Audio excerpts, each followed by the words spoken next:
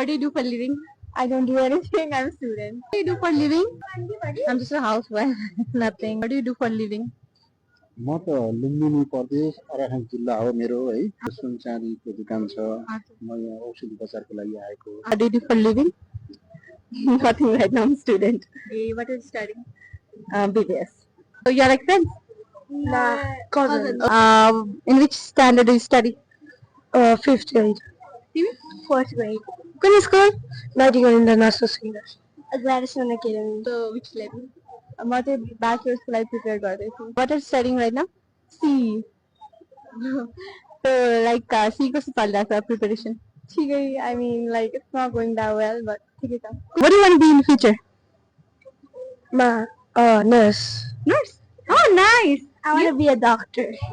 मेरो चाहिँ पछि नेल टेक्निशियन हुने ड्रिम छ आफ्नो सालोन खोल्ने अनि मैले सिकेको पनि छु तर अहिले चाहिँ सोचेको छैन खोल्नलाई. I want to be a teacher but I didn't get opportunity, so you get a chance we will be a teacher. Yeah, of course. So how many children we have right now? Right, 2. How old are they? One is 8 years old and one I think.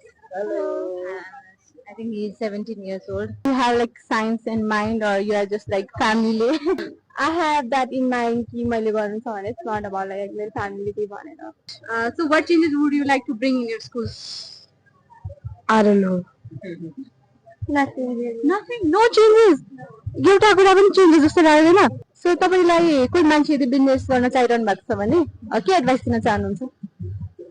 आफूले जेमा interest लाग्छ त्यसमा focus भएर गर्यो भने चाहिँ हुन्छ जस्तो लाग्छ. जुनले अरू मानिस हुन्छ नि उहाँहरूलाई चाहिँ कस्तो एडभाइस दिन चाहनुहुन्छ बिजनेसको बारेमा?